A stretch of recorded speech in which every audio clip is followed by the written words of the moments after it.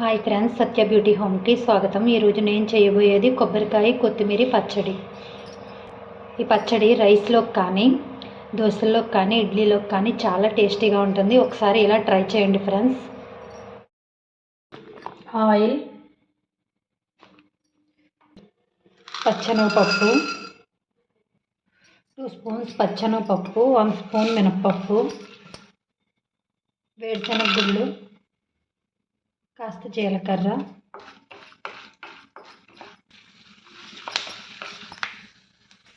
ఇవన్నీ వేగాక ఒక 8 పచ్చిమిరపకాయ చీలికలు,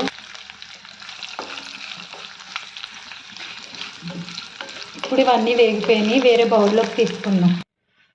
1 కప్పు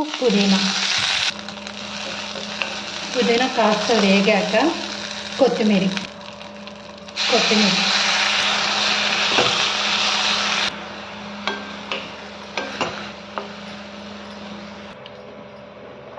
కొబ్బరి ముక్కలు, మనం వేపు చెట్టుకున్న తాలింపు సరుకులు,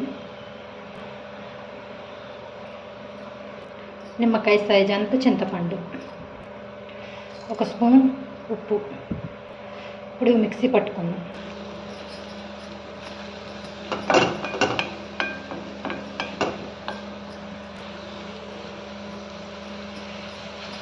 అవి మిక్సీ పట్టుకుని ఇవి బాగా వేగనివ్వాలి.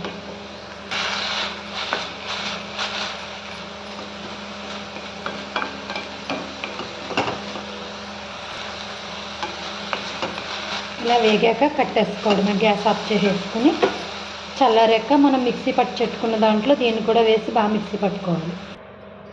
మిక్సీ పట్టుకున్న దాంట్లో ఈ చల్లారింది కూడా వేసుకోవాలి. కొత్తిమీర, పుదీనా, ఇప్పుడు ఇవన్నీ కలిపి మిక్సీ పెట్టుకోవాలి.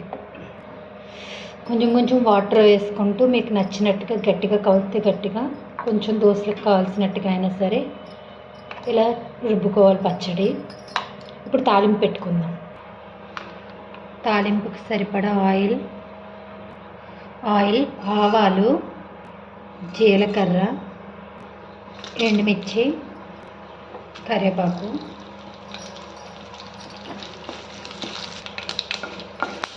తాలింపు వేగిపోయింది.